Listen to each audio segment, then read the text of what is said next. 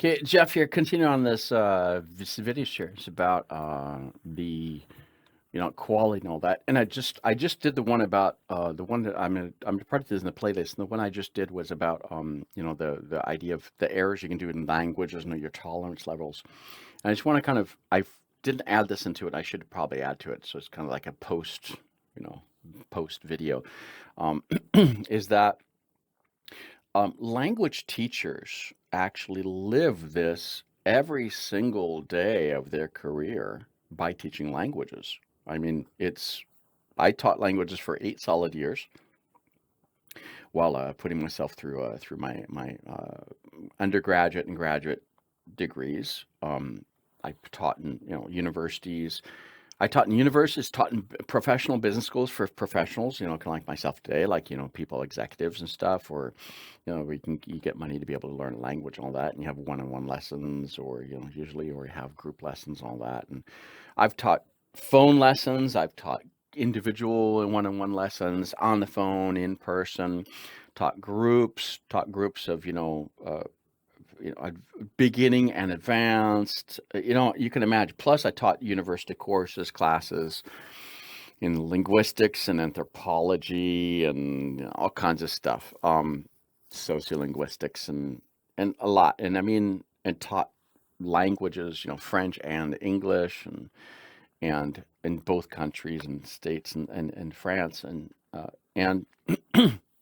the whole thing came down to is when you're dealing with teaching languages, whether it be ESL, TESOL, TSOL, or TSL, if it's you want to call it English is English is a foreign language, second language, French is a foreign language. I taught that too. So I mean, it all these different things are about teaching languages to other people, right? And I mean, and I'm not talking about my children, teaching them their mother tongue, because that's a whole nother thing.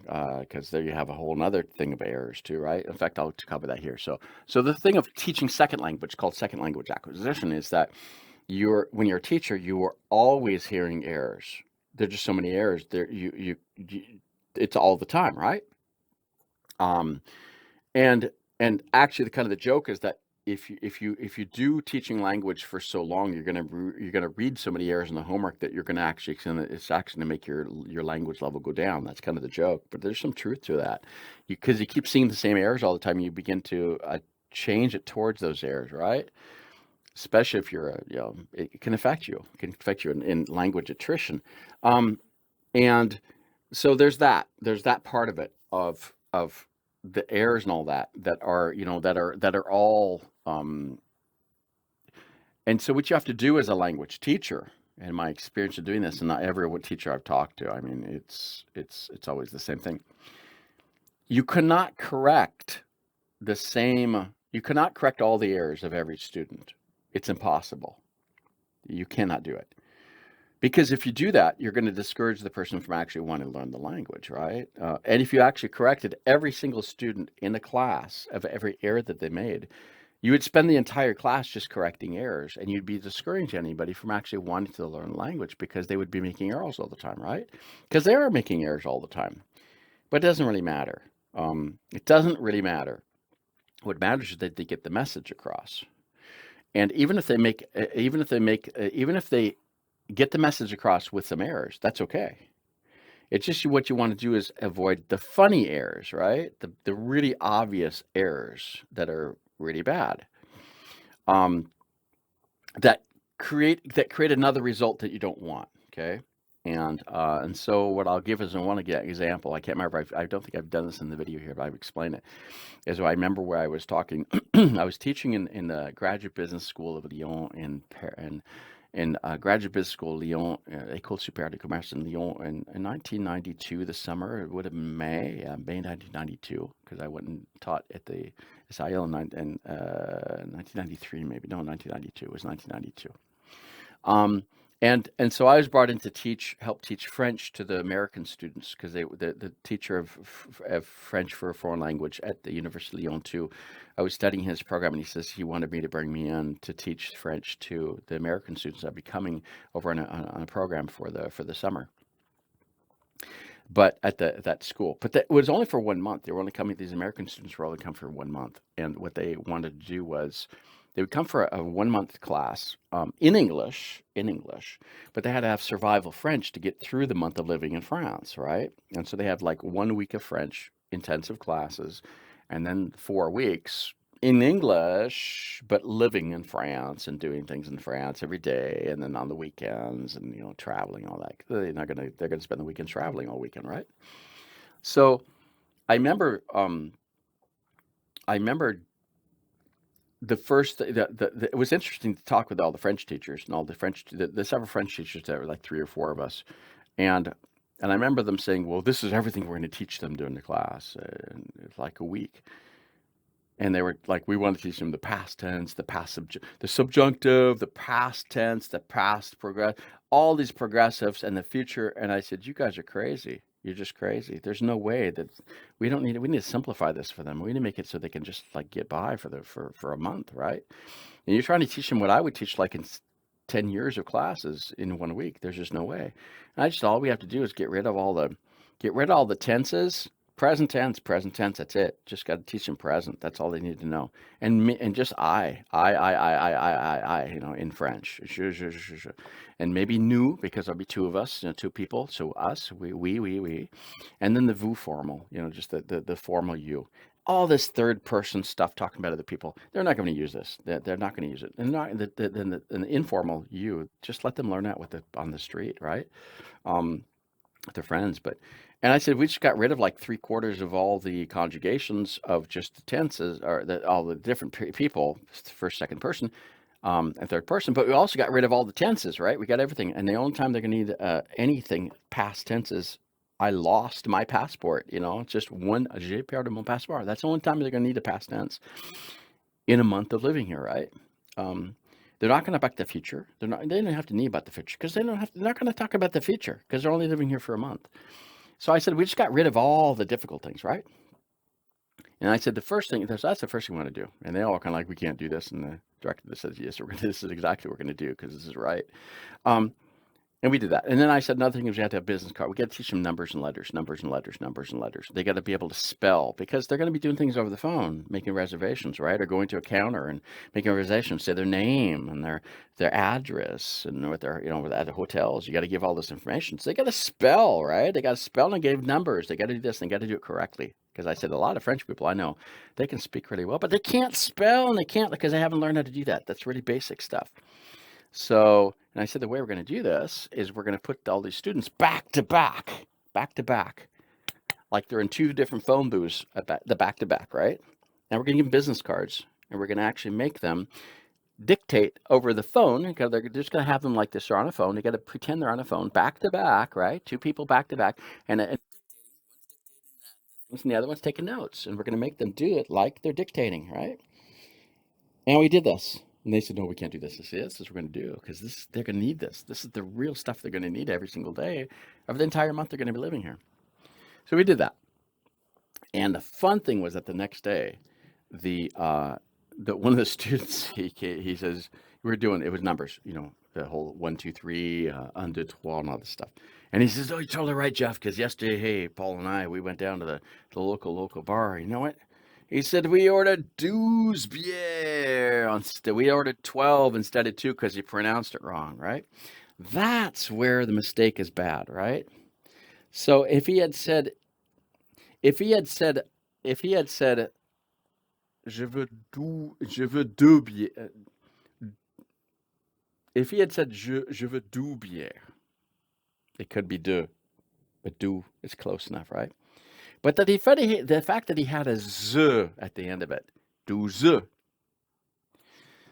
If he said douze, that probably would have been, the person would have asked. But the fact that he said douze, that means 12.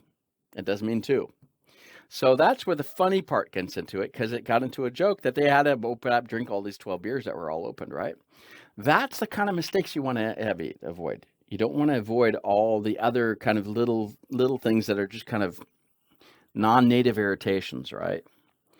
You want to avoid the things that create a completely different meaning. That's what you want to mean. Completely different meaning, which has an impact. So this is the really important thing of second language learning, and this is what I call communication about in another language, right? Cross culture, cross lingual, multilingual communication. You want to avoid all the really bad and ugly errors, and that's the whole thing there. Now, that's for second language acquisition, and really everything that you do for computer generated translation, or even speech translation is about multilingual communication. That's really what it's about. And it's kind of very similar to language learning in that kind of way, right? Now, it's different than first language acquisition. First language acquisition is a different thing. That's where you learn your mother tongue, right? And what your parents will do. And I'll use the example that I said, a little bit earlier in the past video about the I eaten much apples. Eaten, this kind of joke about language or language faculty and everything, very innate language faculty. And I mean, we can have all these theories about whether or not you believe in whether you got the innate language faculty or not, but we have something, okay? So, I mean, I'm not going to go into all the theories of Bickert in 1974 and Noam Chomsky and whether like the universal grammar. I mean, I'm not going to go into that. We can go into that too, but that's not the goal here. The goal here is just say we have something, and actually what happens, children do they hyper. I call this what did I call this? I call this what they're doing is they're generating the verbs. So they'll say, rather than say I ate, they'll say they'll take the same thing and they'll just apply all the same endings, and so they're just reapplying all the same endings, and that's why I got I eaten, right? Instead of I ate. And so what happens, we as parents, when we're teaching our children languages, we are correcting them. And we can do this more, positively, and it's not always negatively. There are lots of examples of that too. But the thing is that we are constantly telling our children to actually change what would normally be the case, but because the language has evolved so much that it's created irregular forms, and so they have to learn the irregular forms. And so we're telling the children, we're trying to teach our children how to deal with irregular forms, which don't follow the regular format of the regular forms, right? Which it should. Because really, I eaten should be actually a verb, right? And the whole thing is wug. The whole joke is about wug. If you take a creative word and you just call it wug, and you've got wug, it's like Smurf. Smurf's the same thing, okay? The whole joke in linguistics is wug. I wug, you wug, she wugs, they all wug.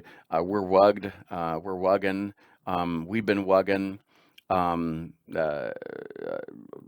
wugged, they've been wugged, and you can apply this to anything because there's no meaning to the word, right? So you actually see what all the forms are. You create all the forms off of and you can turn nouns, and you can turn, you could make it into a wug, two wugs, three wugs, and all that. So you can apply all these things, and you can hear the sounds from it, because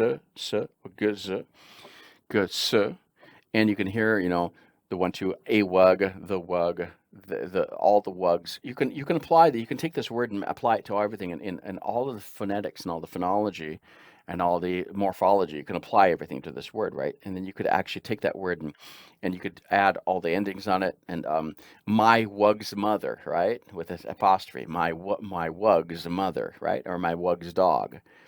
You can apply this to everything, right? So that's kind of the joke. And that's where you say that wug should be the word that we all use in template and all children should use. But the problem is that takes a regular form, and you're applying the regular form. And children apply this regular form that they learn in their brain to every word that they're hearing as they go along. But we're correcting them because it doesn't follow the regular format, right? First, there are some irregular forms, and so we're teaching the children irregular forms. We don't say,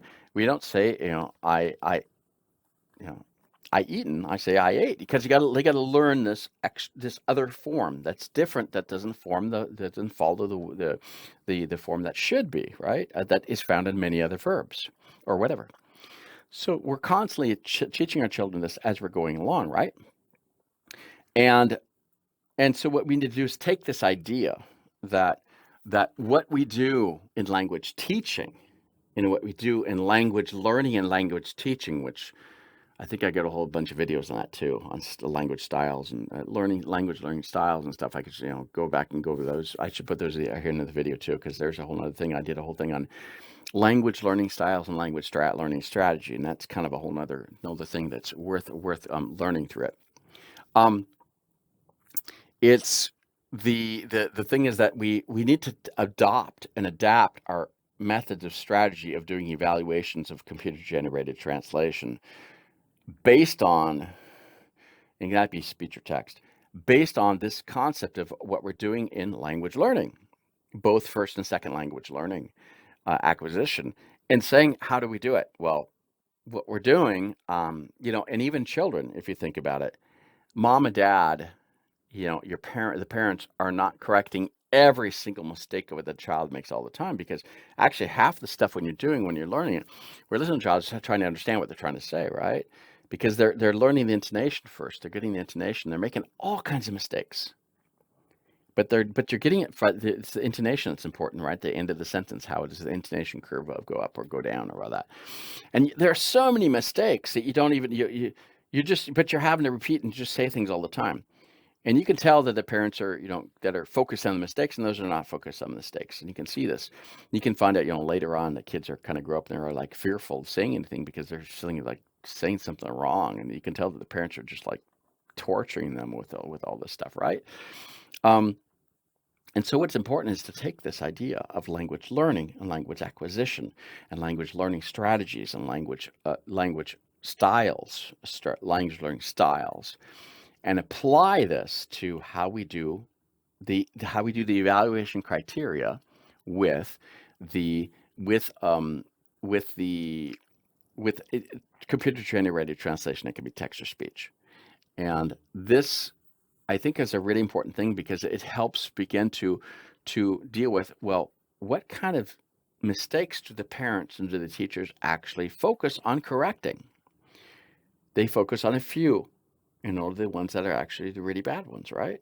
They don't focus on correcting every single thing. Now, there are parents who would correct every single thing, but then the kids are, like, they're traumatized for their entire life, right? Um, so it's really, what are the battles that the parents choose or the teachers choose to actually correct, and what are the ones they are willing to spend their time correcting that has the biggest impact on understanding, right? It's called natural language understanding. So I'm going to stop here on this one because I could keep going, but I want to kind of chunk this into smaller chunks so that they're not too long.